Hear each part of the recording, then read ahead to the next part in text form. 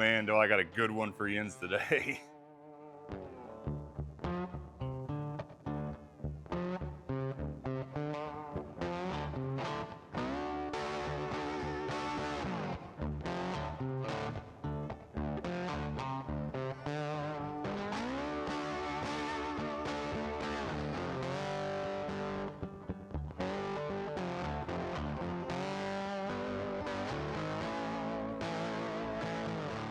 Hey guys, and welcome back to Dan's Pro Shop. Today, dude, rarely do I get this excited about like a tool review, but today we are going over the XlaserLab X1 Pro laser welder multi-process machine. Just awesome unit here. This thing is freaking fantastic. Now, I'm sure if you guys are anything like me, you've seen clips of these things, flipping through reels on Facebook, Instagram, YouTube, whatever. And it's always seemed kind of like a far-fetched, well, that's too futuristic, or that's unattainable, or like that's cool for that category. But now, because of this, it's very attainable for like the do-it-yourself or fabricator at home. Now, keep in mind, that doesn't mean it's inexpensive. This is a pricey thing, but if you're willing to invest in something that's awesome, this thing is freaking awesome. Let me show you what's up. So guys, like I mentioned, this is the X1 Pro laser welder basic kit. Well, basic is a lucrative term because there's a whole heck of a lot of stuff that comes with this. So I mentioned that this thing is multi-process, and that is by far the best part of this. So this thing is a laser welder. And like I mentioned, if you've seen clips of these things, you know what they're capable of and how freaking awesome they are. But this thing does welding, cutting, and cleaning. So basically, you get a really precise MIG welder, like arguably better than TIG. You get a plasma torch, and you get like a grinder, flap wheel, wire wheel, sandblaster, all in one machine. It's incredibly versatile, and it takes different gases and different wires, and you can do pretty much whatever you want to with this thing. Right out of the gate, let's go over some features and setup. Because this thing is complex and I wanted to learn it myself before I talk to you, like normally whenever I do a tool review, it's kind of like just a blind review, like right out of the box, put it together and use it kind of deal. Like imagine you bought it and just, you know, you pull it out of the box in your garage and get going. That's the way I like to do things. But because of the complexity of this thing, I wanted to learn it a little bit.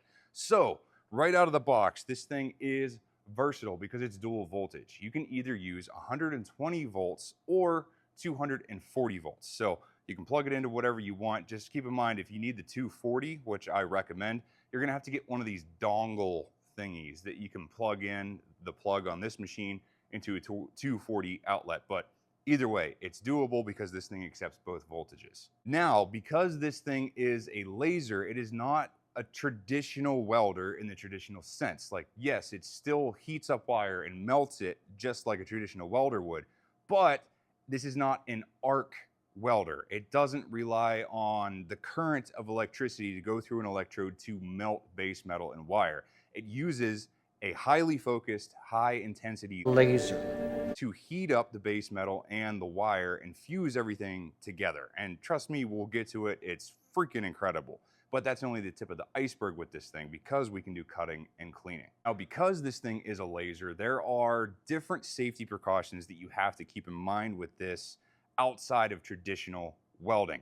And they have really done a good job with making sure that this thing is as safe as it can be for how arguably dangerous of a tool this is. So not only do we have an e-stop on the machine, we also have an auxiliary e-stop with a nice lengthy cord. So you can bring that over to wherever you're working, or arguably even like wire it into a safeguard circuit or something. Like you can wire it up to a door. So like if you have like a welding booth or in your garage, if somebody were to come into the area unannounced to you, you can kill the circuit so this thing shuts off and people don't inadvertently walk into you welding or cutting or something. Another cool thing is here, this key switch. This is for the shutter in the gun or in here. I'm not really sure where it is. I believe this is fiber optically fed, so like the guts of it are in here.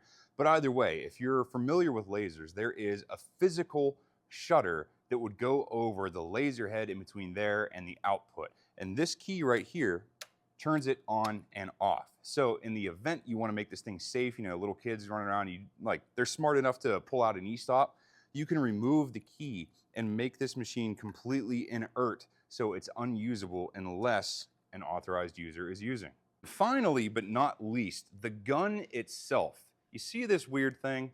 This is not a ground clamp like you would be used to with a traditional welder. Because this thing does not rely on an electrical circuit to do the welding, this is another safety. So XlaserLab calls this thing a loop circuit, and it's not out of the realm of normal. What this thing does is complete a safety circuit from the base unit to the torch, so it knows that everything is put together in a safe orientation. So you can either put this to your base metal and then you have to have the continuity of the gun and this thing touching each other, or again, like I mentioned with like an auxiliary safeguard circuit, you can use this thing to complete a circuit however you need to come up with something to make it safe to use. But more often than not, you see guys just attaching this to the gun because it gives you that more versatility and usability of this thing without actually having to touch your base material to get that closed circuit that you're looking for. Now, the main body or the base unit of this machine is pretty down and dirty and simple. There's an on and off switch on the back. I'll show you. There's an air input. There's some plugs. And then on the front, it's just the only thing you plug in is this loop like we just talked about. The whip is undisconnectable, FYI, just so you know. So you cannot take the stinger in and out of this like you could with a traditional MIG welder. But because of the complexity of this thing, I wouldn't want to do it anyway. So as far as this thing goes, super simple. You just turn it on, select your thing. There's a bunch of presets in there that we'll go over. And really, you just get going. And whenever it comes to the wire feeding unit, because this thing is so versatile, it's not just a welder, you only need this if you're welding. But the simplicity of this thing is fantastic. All it takes is one cord to plug this wire feeder into the welding machine. That controls the electronics. That's all there is to it. So power and signal, that's fine. We hook up our wire into the front of it that feeds the welding wire up to the gun. You set up your spool back here with whatever you want, 5-pound spools, 10-pound spools, 30-pound spools, whatever you need to do, throw it out on there.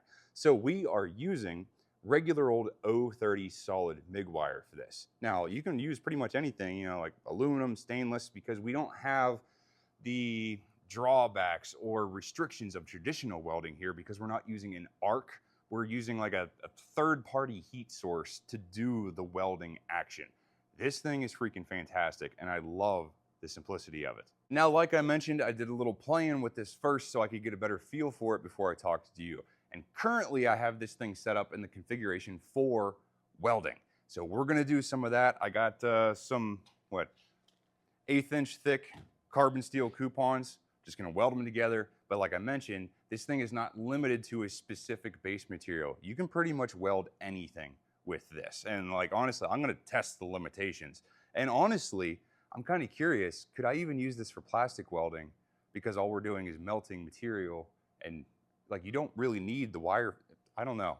I'm gonna play with that. But either way, let me bring you in here and show you how insanely simple this thing is to set up and just get going right out of the box. So whenever you boot this thing up, this is the main screen. They've made it incredibly simple to use. As soon as it turns on, you just pick the process that you want to do and confirm. Since we're doing welding, hit the go button there. Now, once you get to this screen, I know it seems like there's a lot going on, but there is not. Now, whenever you have the wire feeder hooked up to this thing, you simply need to click this button until the icon turns green, meaning that this thing now turns on and recognizes that there is a wire feeder, so it feeds the wire. This button here in the center, there is another on button, so yet another safety in this machine. Whenever you come to this screen, you need to make absolutely sure that that green button is lit up, meaning this is active, and whenever you go to weld, everything's gonna turn on and run for you. Now, there are different settings for wire feed and speed, and you can see here things like power, swing frequency, and swing width. This is not like a traditional welder since we're using a laser and not an electrical circuit. So this can seem cumbersome, but they've done a great job of making this user simple right out of the box. So up here in the top right-hand corner, select this icon, and then this allows you to choose base settings. So in this current configuration, we're going to use carbon steel, CS, and then this one over here is the thickness of your base material. And since I have 1/8 inch coupons, we're going to max this thing out, just you know, so we get the most gusto out of it. Then once you make your selections, confirm it. And then this will automatically set like base settings on what this should work for what you're doing. So let's just say I'm doing aluminum at 2. See how this automatically changes? These are your base settings, and then you can, you know, tweak and do whatever you want to. The more you get familiar with this thing, you can kind of dial it in just like you could with a traditional MIG welder or a TIG. So let's go back to carbon steel, the thick, heavy one, and then there you go. Let me show you the back of this thing real quick. So like I mentioned, there's not much going on here. We have a 25-pin DB connector that goes up to our auxiliary e-stop, and this needs to be in the circuit to work. Absolutely has to be there. A simple on and off switch. This is the power cord here. It only indexes one direction. And then the cord underneath is what feeds the power and signal to the wire feeder. And then we have an optional RS-232 input. So if you were to run this thing from a CNC or some kind of auxiliary source to power, or not power, but signal this thing, we have the option already installed. And then underneath, we have here our gas inlet. So if you are cutting or cleaning, just regular compressed air. If you are welding, you need your shielding gas, whether it be argon, 7525, helium, whatever you're doing. But keep in mind, since this is not an Imperial machine, that port is a 6mm push to connect. But luckily, 1/4 inch OD tubing fits in there just fine. Now, one last little tidbit about safety before we get going on this thing. I know I'm talking a lot, but there is things to learn about this before you just hit the go button. Unlike a traditional welder, a normal welding hood isn't exactly applicable for this, because a normal welding hood simply just darkens ambient light. So it reduces the amount of light that goes into your peepers, right? Well, that's fine for traditional arc welding. This is a little different because it is a completely different spectrum of light than an electrical arc. So there are different precautions to keep in mind.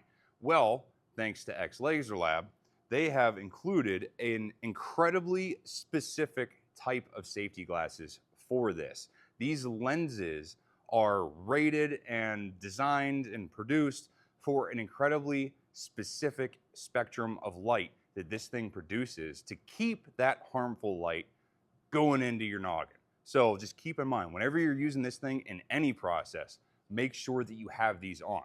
Now, if you want to, you can put a welding hood on over this just for like little extra protection.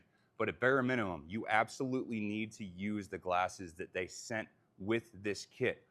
For that reason, this is important. And just like traditional welding, make sure that you have your gloves long sleeve, because this thing does produce bright light, so you can still get that flash burn that you're used to. All right, now I'm done talking. Let's zap some of this stuff together so you guys can see how freaking awesome this thing is. Now, in this particular case, I am using 100% argon gas that I would usually use for TIG welding. But in this instance, it would be fine. Heck, even 7525 would be fine for this because we're just using regular carbon steel. But either way, when you're welding, you need a shielding gas. Compressed air isn't good for this. You need an actual tank. So you're gonna need your own regulator and your own hose. You need a way to get, you know, stuff from the tank into the machine, and that part's on you. That doesn't come in the kit. Now, like I mentioned, I got myself some 1/8 inch steel coupons here. I'm just gonna set this up in the vise just to give us a good location to weld here. And we're gonna do a very traditional T-joint fillet weld. So we'll go down one side, take a gander, go down the other side. I don't know, maybe try to break this thing apart.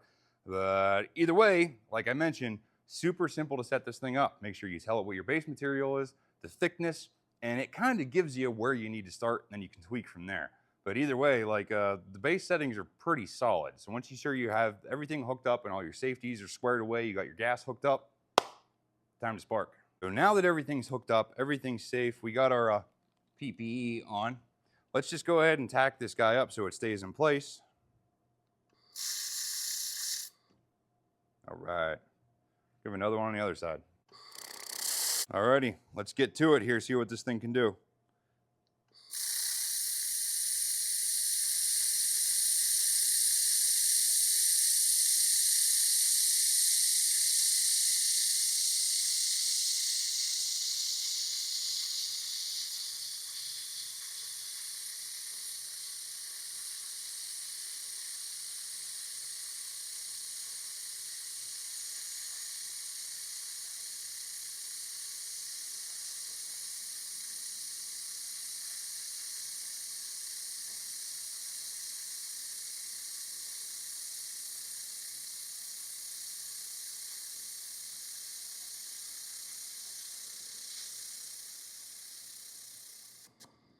Dude.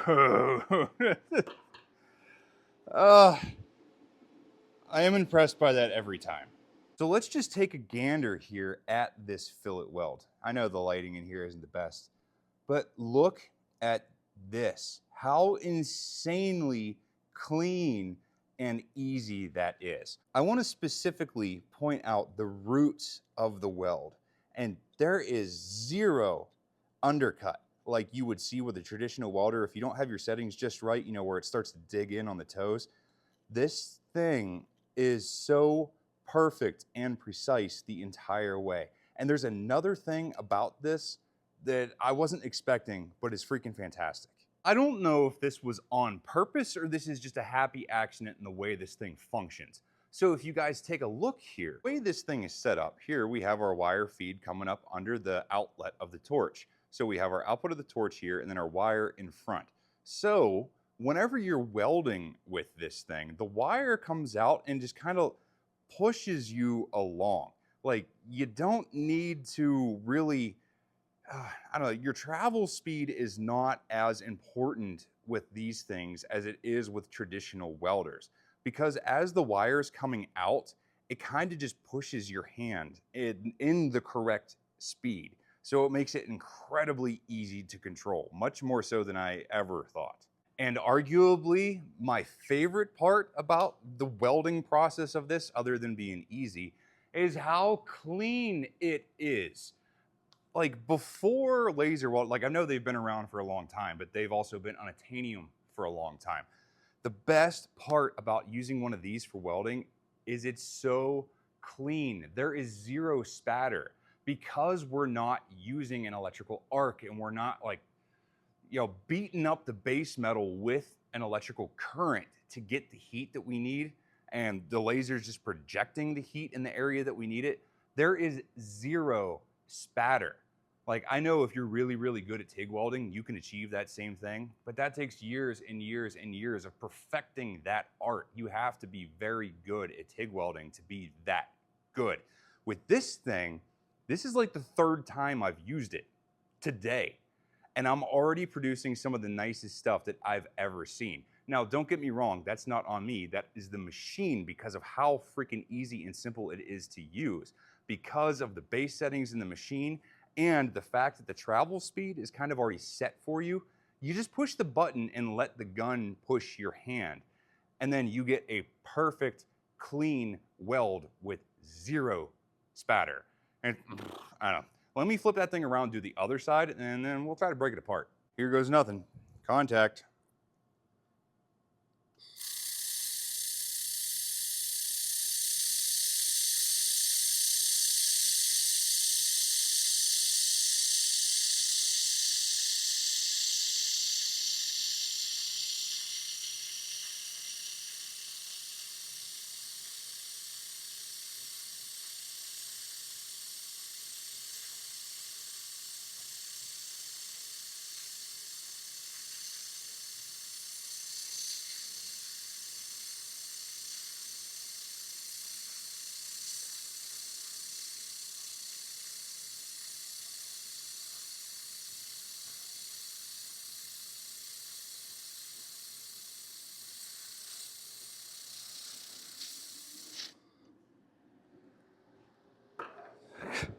Man, that winds me up every time. Now that we have both sides of this fillet welded here, Let's just give her a bend, see what happens. See if we break, see if we bend. Oh my. Man, that root isn't bending at all. Now, guys, keep in mind, this is 1/8 inch base material. Like, if you're just using this for auto body or something, you know, thinner material, you'll get even better penetration.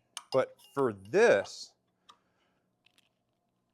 sweet night, this is an insanely impressive, you know. Oh, hold on.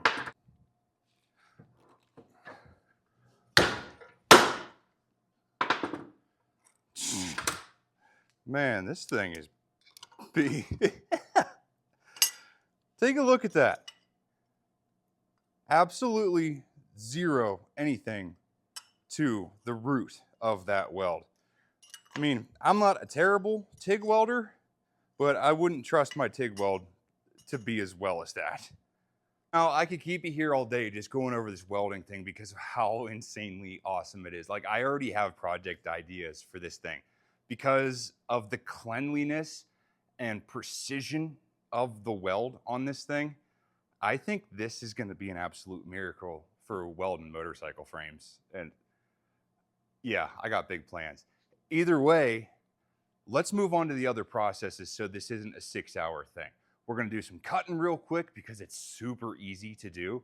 And then arguably my favorite part about this is the cleaning. I think I'm going to use that part the most.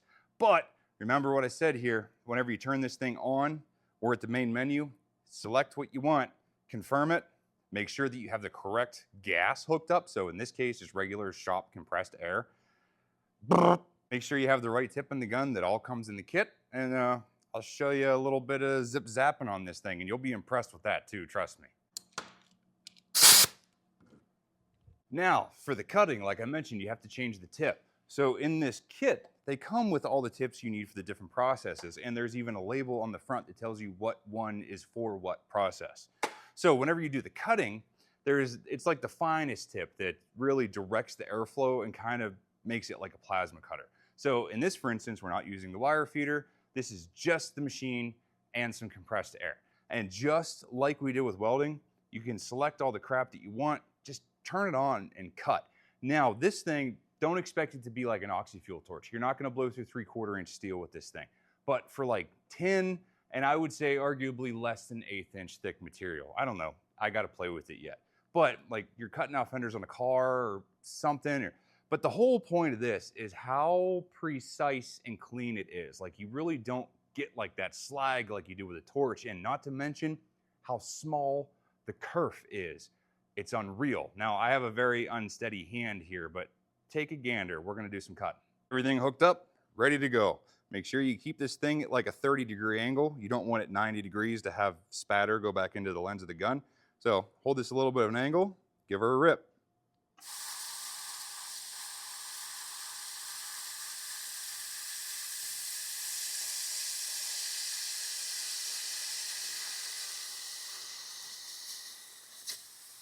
Look at that.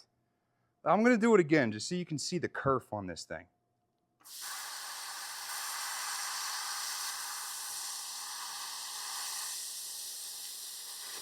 So not only does this thing cut incredibly clean, like look at the minimal blowout here on the back of the kerf, but what I'm more interested in is the kerf itself. Look at the width of the kerf on this cut. It is unreal, the stuff that you can do with this thing because how accurate it is. Like you could make a jigsaw puzzle out of carbon steel with this thing. It is unreal, the capabilities of this thing and how easy it is to use. All right, again, we could spend the rest of the day on just one process because of how cool it is and how much fun it is because it's that easy.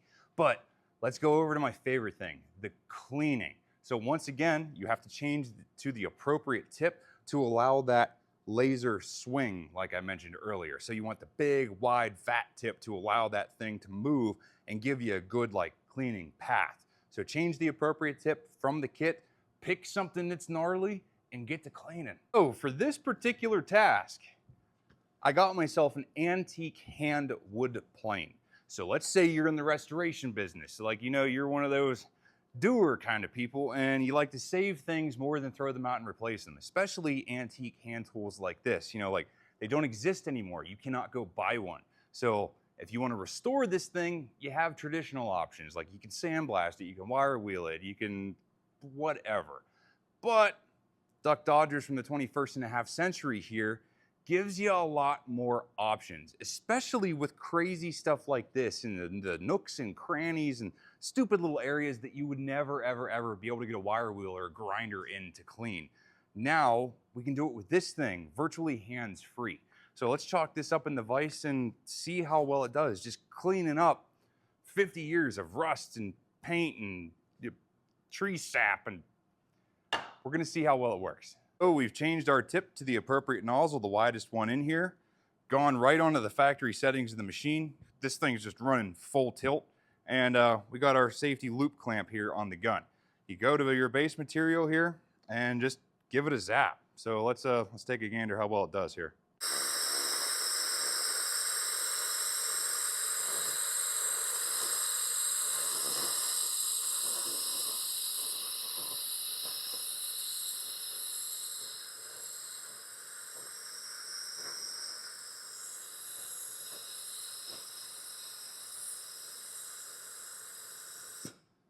My God, is that impressive. Now, pay no mind to this little guy here. That was my mess up. So, yeah, that's on me. But take a look at the rest of this. What it was, what it is now. Now, if you have this really deep porous rusting here, there's really not much you're going to do about that. Like the base metal is degraded, but you can still clean up everything else. Let me do a little bit more of this, and then we'll get into like the weird stuff in here that would be impossible to touch with a grinder.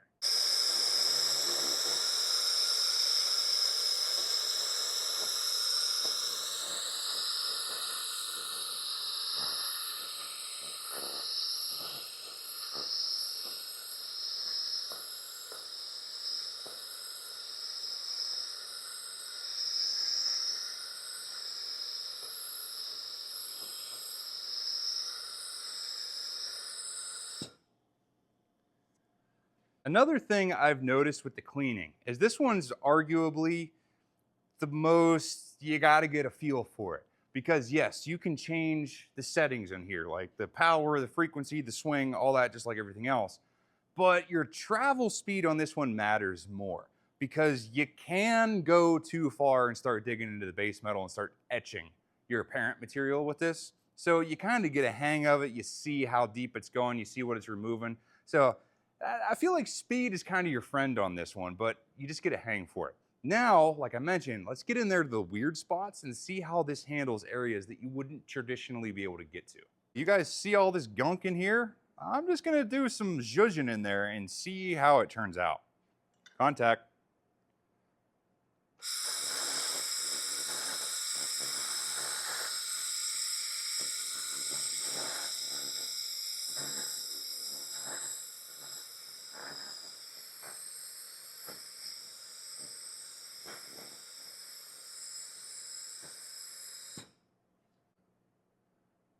Dude, that is freaking unreal. Like, this is gonna change the business of restoration. Man, guys, like I mentioned, I said we can be here all day going over this thing because of how cool it is. Like I said, I've seen these things online, but I always just assumed like that's something that's out of my reach. It's not possible for the average Joe to have something like this to be able to do crazy stuff like that. But thanks to XlaserLab and the X1 Pro kit, this is super attainable for the average Joe. Like I mentioned, it's pricey, so make sure you budget for this and like it's something that you really want and could use.